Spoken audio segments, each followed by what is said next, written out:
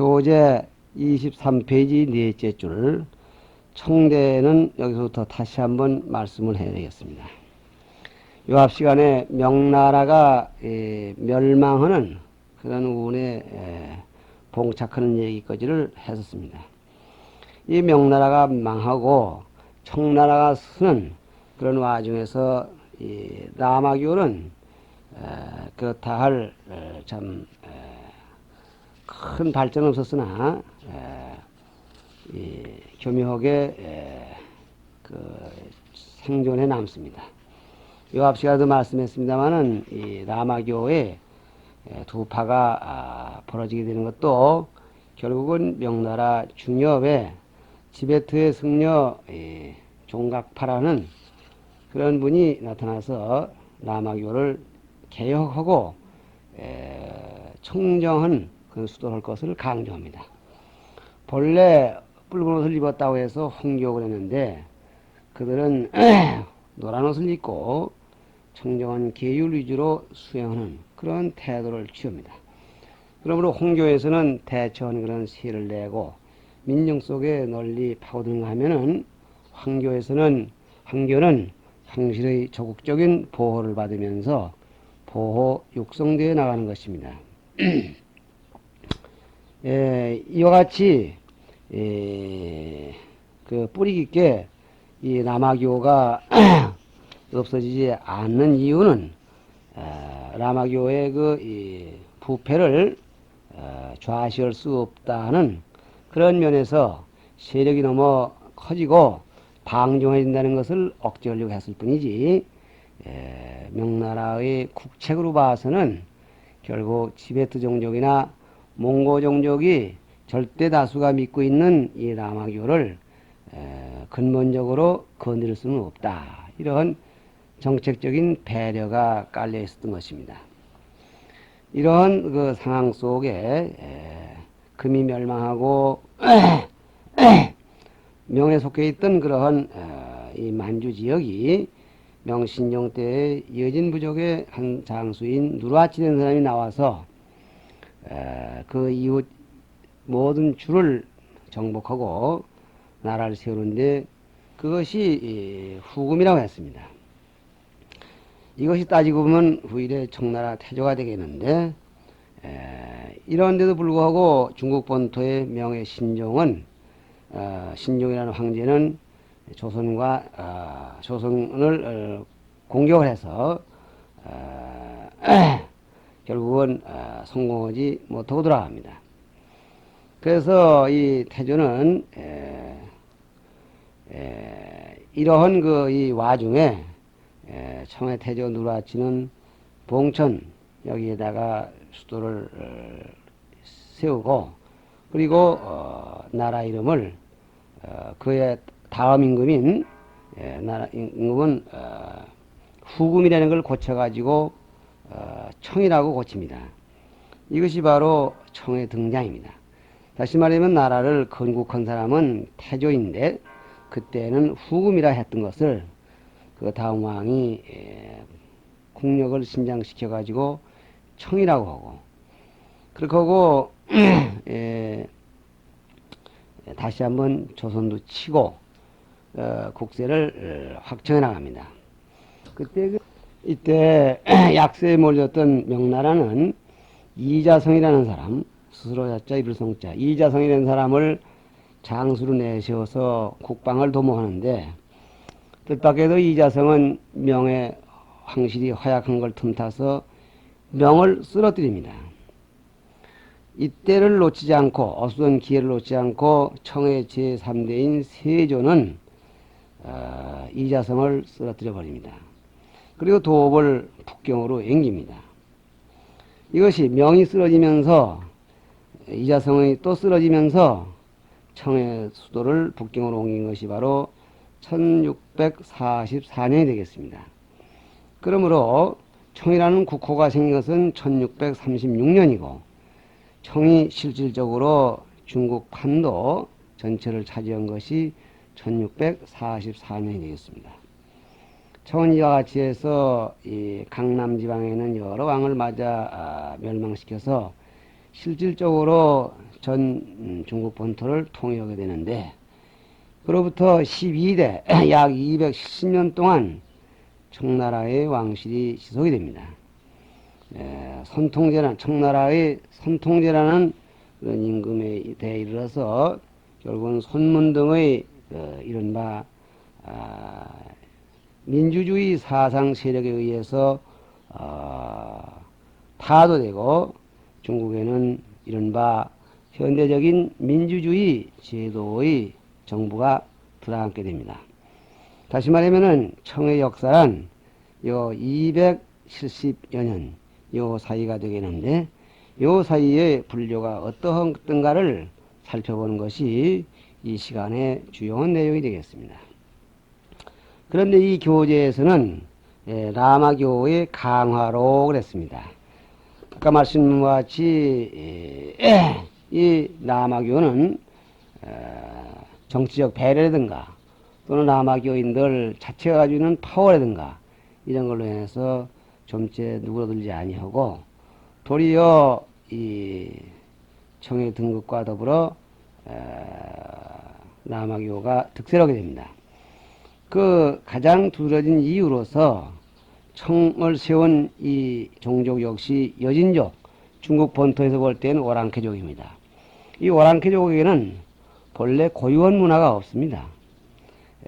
고유한 문화가 없고, 그런 문화가 없는 상태로서 중국 본토의 문화민족을 다루자면은 중국 본토에 있는 본래 고유의 문화보다 더 월등 우수한 걸 가지고 정신적으로 정복시켜야 될 필요를 갖게 되는 것, 이것이 바로 라마교를 중용하게 되는 큰 이유라고 이렇게 할 것입니다.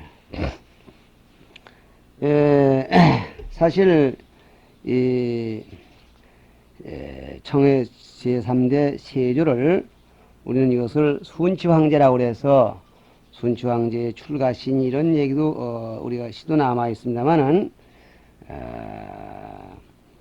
이러한 그 순치황제로부터 비롯해서는 대체로 불교를 원형대로 믿는 그런 형태였습니다. 따라서 만주족은 만주족대로, 몽고족은 몽고족대로 이것이 본래 가지고 있던 그 샤머니즘, 이것을 믿고 있었던 그런 때인데, 구체적으로 라마교가 이 뿌리가 없어지지 않는 이유는 태조 이래로 라마교와 깊은 거래를 갖고 있었고, 또 청조의 등극과 더불어 이러한 정치적인 정략적인 배려가 있기 때문입니다. 그래서 이 라마교는 어려운 그런 그 전란통에도 불구하고 국력에 의해서 좋은 이런 그 이 궁전을 세워나가는가 하면은 일방적으로 교세를 확장해 나갑니다. 그래서 황제가 이 라마교의, 즉 라마에 대한 그 예우는 대단히 대단한 것이어서 국사로 추앙하는 그러한 사례가 빈번히 있었다고 합니다. 이에 반해서 구례 불교는 참 상당히 위축되어서 종래에 있던 여러 가지 참 종파, 선의 오종과 교회 이 여러 종파들이 거의 같으면 이렇게 자진폐합 뭐 이런 식으로 쇠퇴해서 선과 교 이런 정도로 나눠지고, 교회는 계율 또는 정토사상 이런 것이 있어서 대체로 교강 선계 막 이렇게 해서 그때의 상황을 이렇게 짐작하고 있는 것입니다. 이러한 이 불교가 존속하는 그 이 뿌리는 청나라 이 황실이 아까 말씀드린 것 같이 중국 본토를 차지함과 더불어 한민족에게 많은 멸시를 당하게 됩니다. 무식한 자들이라는 그러한 그 이 멸시를 당하게 되는데, 그러한 그 멸시에서 이탈하기 위한 하나의 존치 과목으로서 이런 그 보호가 이루어졌다. 이리 보는가 하면은 이 세조 다음에 강희제라고 하는 이 황제는 이른바 강희대자전이라고 하는 요즘 한문옥편 가운데에서 가장 종합적이라고 볼 수 있는 대자전을 펼쳐냅니다. 그 다음에 이 옹정, 권룡 이렇게 내려가면서 계속 문화사업을 펴는 그러한 한 방안으로서 불교를 상당히 옹호합니다.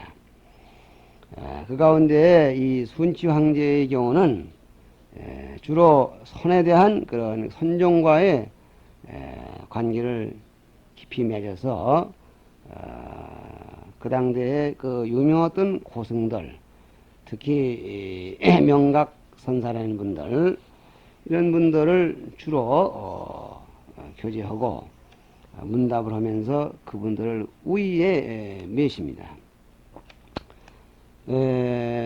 강희제 역시 아까 말씀과 같이 이런 문학에다가 역점을 두어서 강의자전이라든가 또는 폐문운부 등을 편찬했지만은 불교에 대한 것 또한 소홀히 하지 아니해서 불교를 대체로 구박하지 않은 왕으로서는 꼽히는 것입니다.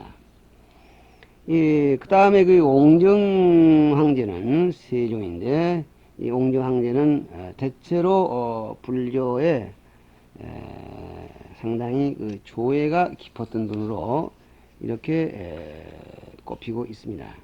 그래서 이 옹정 황제에 의해서 많은 신녀들을 궁중으로 청해서 이렇게 그 공양을 올리는가 하면은, 그러면서도 자기 자신을 원명거사라 해서 라마 승려에게 이 불명을 받을 정도로 불교를 옹호하긴 하되 라마교적 입장에서 불교를 이해하려고 하는 그러한 특색을 가지고 있습니다. 그런 가운데 또 문화사업의 하나로서 대장경을 출판하게 됩니다. 이 장경 조각이라는 것은 참으로 문화사업 가운데도 고등문화사업에 속하는데, 이 강의제 때부터 이 속장경을 다시 말하면 빠진 부분을 개간하고 또 보완하고 이렇게 해서 이 청의 특수한 장경, 그래서 용장이라고 합니다. 용용자 감수장자 용장이라는 것을 옹정 13년 1735년부터 걸룡 3년 1738년 사이에 4년 동안에 만들어내는데, 그 내용이 735함이라고 했습니다. 권수로 7838권. 그래서 짧은 시간에 상당히 방대한 내용을 수록하고 있고, 또 대청 중간 3장 목록이라 해서 이미 있던 장경을 다시 이렇게 복간하는 그런 사업을 하고 있습니다. 여기에 또 한 가지 중요한 것은 만주어를 가지고서 번역한 그런 장경을 만드는 일입니다.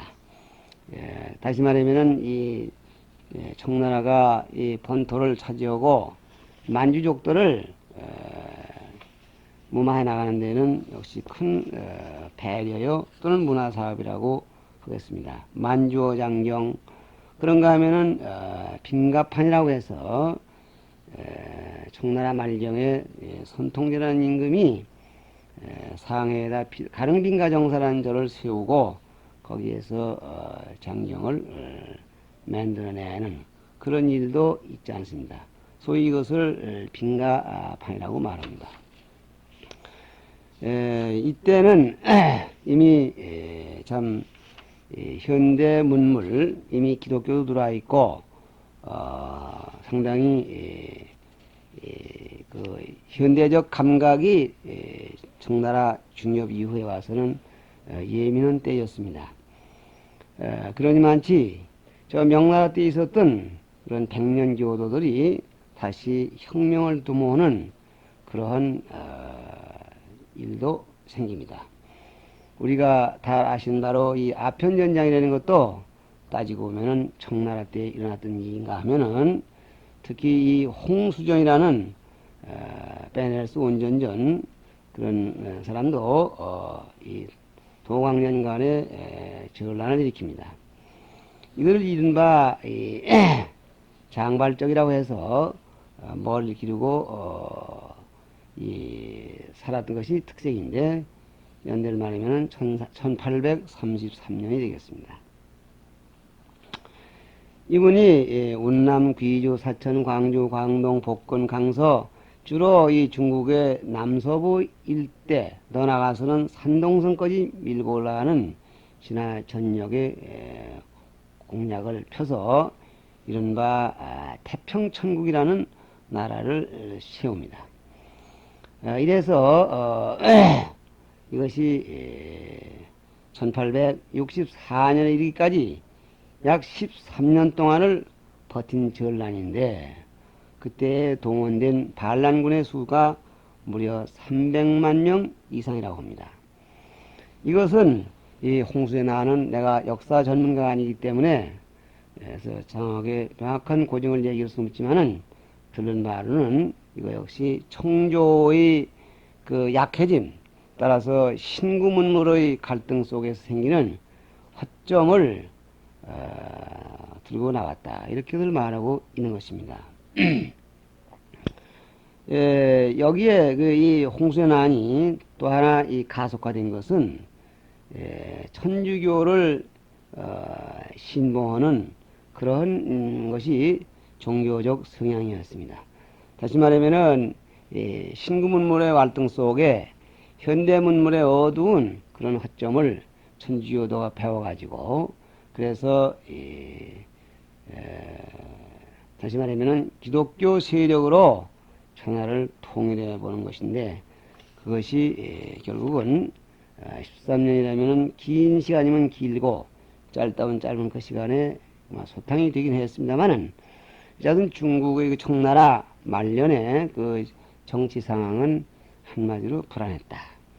그래서 이 홍수전의 반란군이 한번 지나간 자리에는 아무것도 남기지 않는다. 아주 참 잔악한 그런 전쟁이었다.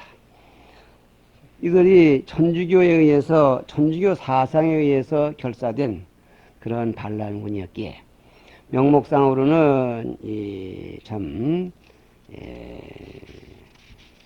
태평천국을 세워야겠다 했지만은 천주교 사상에서 볼 때 자기네 교 이외에 다른 것들은 전부가 우상으로 몰아붙이는 그러한 주장이어서 그들이 지나가는 곳에 특히 사원을 전부 불질러버리고 불상경건을 모두 불태워버립니다.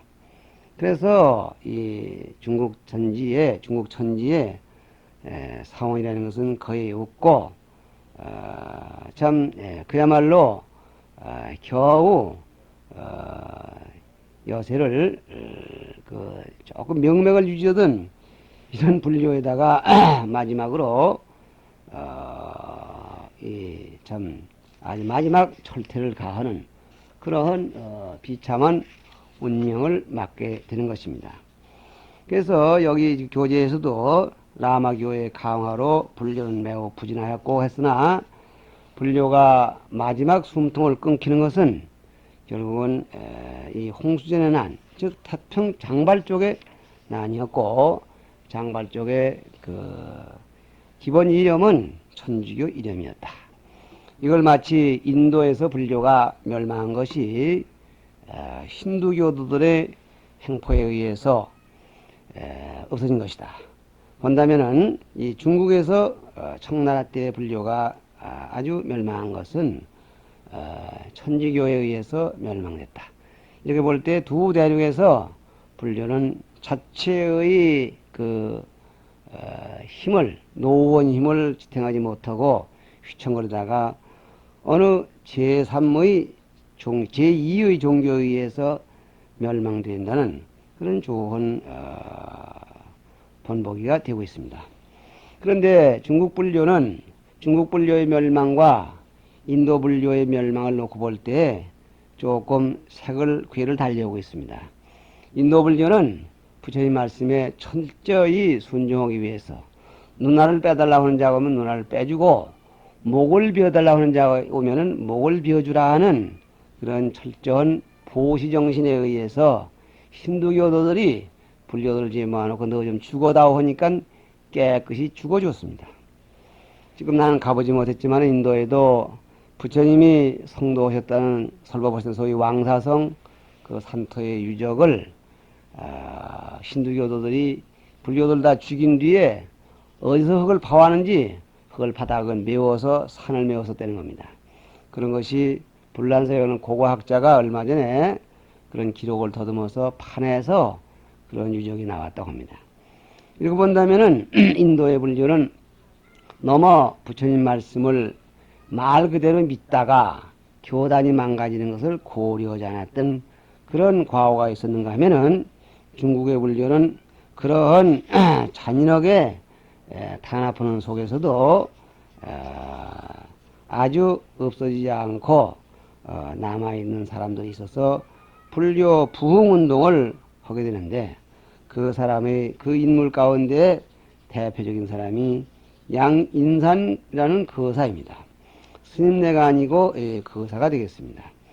이 홍수전의 장발적들의 의연 피해불 사건은 참으로 말할 수 없이 심하고 승려들을 보는 대로 무찔러버리고 그렇기 때문에 승려들이 나서지 못한다는 그러한 요인도 있겠지만은 이 거사의 몸으로서 1837년에서 1911년에 생존했던 거사를 우리는 높이 평가하지 않을 수가 없습니다.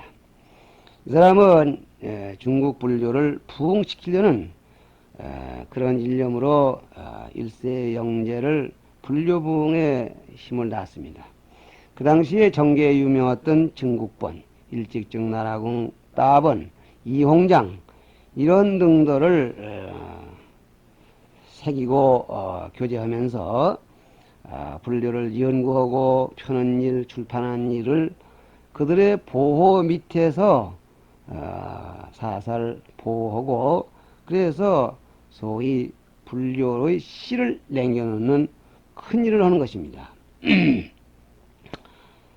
이분이 한 사업으로서 금능 각경철이라는 걸 만듭니다. 금능 땅에다가 색일각 글령, 불령 색인에는 그런 요즘 말로 하면 출판사를 만들어 놓고 그걸 기반으로 해서 불교 사업을 펴는데 그것이 왜 이렇게 고마운 일이 되겠느냐. 홍수전 안에 완전히 타버린 것을 거사가 저 깊이 감직해두었던 불경을 통해서 다시 복간해내서 그래서 불교를 편대는 그런 고마운 일이 되겠습니다. 이걸 본다면은 아무리 어려운 말세, 어려움을 당했더라도 뜻있는 사람이 미래를 위해서 뭔가 차근차근히 일을 해놓는다는 것은 대단히 소중한 일이라고 봐야 할 것입니다. 부처님 돌아가신 뒤에 부처님 말씀이 잡다하게 시킬 것을 염려해서 가섭존자가 결집을 서둘렀다는 얘기는 인도 불교편에서 이미 얘기했습니다만은 공자님 같은 분도 이 소중한 사서 상경이 수란 받을 날을 염려해서 벽 속에다가 그 사상경을 넣어놓았었는데 진시황의 분시서 이후에 그 어떤 곡을 헐고 다시 있다고 하다 보니까 벽 속에서 그게 나왔다 해서 천자문에도 이른바 칠서 벽경이라고 해서 칠서는 벽 속에서 나온 그러한 경이다. 이렇게 우리가 얘기를 하고 있는 것입니다. 이와 같이 구차스러울 정도로 불교의 참 탄압 속에서 불교가 지금 살아나는 얘기를 했습니다. 그 당시에 각 사원의 재산이 몰수되어서 이른바 학교 경영이라는 경영자원으로 들어가고 학교 건물도 학교로 지나가고 더 심하면 군대들에서 하는 소위 숙소 이런 것을로 사용되는 그런 불안한 사항인데 여기에서 이 전란이 끝나자 이 양인산 같은 사람의 불교 부흥 운동으로 이른바 손문의 삼민주의 정권에서 불교 사유재산 보호 법령이라는 것을 만들기에 이르릅니다. 요즘도 우리에게 불교재산 관리법이라는 게 있어서 참 불교를 보호하고 관리해 준다 이렇게 되어 있습니다만은 이때 이 사유재산 보호령이라는 것은 중화민국이 이후에는 약간 소생하는 싹이 보였다는 이 단서가 되겠습니다. 그 당시에 대총통이던 손문 선생은 사찰재산을 보호하는 그러한 이 청원의 대상으로서 자기 자신도 이 일에 적극 협조하는 입장을 취했습니다. 그래서 참 이 당시에 천동산에 살고 있던 경안, 공경경자, 편안한자, 경아이라는 스님은 이 손문 선생이 그 어려운 여건에서 사유재산 보호법령에 사인을 하기까지 그야말로 몸을 던졌습니다. 그야말로 요즘 말로 분신자살을 함으로써 그러한 어려운 일을 하게 됐고 그러한 순교자들의 노력에 의해서 그 뒤를 이은 원세계 이런 분들이 활발하게 불교를 다시 펴는 그런 운동을 해서 오늘날 중국 본토의 상황은 알 길이 없습니다만은 지금 대만 같은 데 갔다 온 분들을 보면은 중국 불교가 거사불교 형태로 유지되고 있다는 얘기를 앞시간에 한 바와 같이 거사를 중심으로 각 지역이 균등하게 이렇게 불교가 퍼지고 있고 또 사회 속에서 그렇게 처지지 않고 있다는 그런 얘기를 들었습니다. 여기에는 장점도 단점도 있겠지만은 결국은 신앙이 민간 속에 골고루 퍼질 수 있다는 이런 장점이 되겠습니다. 유독 우리나라만이 지금 이렇게 불교의 말법 시대를 만나는데 뚜렷한 이런 대안이 없이 미래에 대한 대안이 없이 그날그날을 여러 가지 어려운 고비 특히 기독교의 팽창에 힘입어서 그것은 아나무인으로 우리의 단군 성조까지도 마군이라고 이렇게 들고 나오고 또 이 단군 성조를 기록하고 있는 삼국유사를 쓴 이련선사 같은 분도 허황소리라고 이렇게 매도하는데 아무런 대책도 대항도 하지 못하고 있는 것은 참으로 긴 역사적인 안목을 볼 때 우리가 각성하지 않으면 안 되리라고 생각하는 것입니다. 물론 이렇게 말하는 저 자신도 아무런 대책은 없습니다. 동설, 소설, 행설수를 했는데 어쨌든 이렇게 해서 이상으로 중국 불교 편을 일단 마치겠습니다.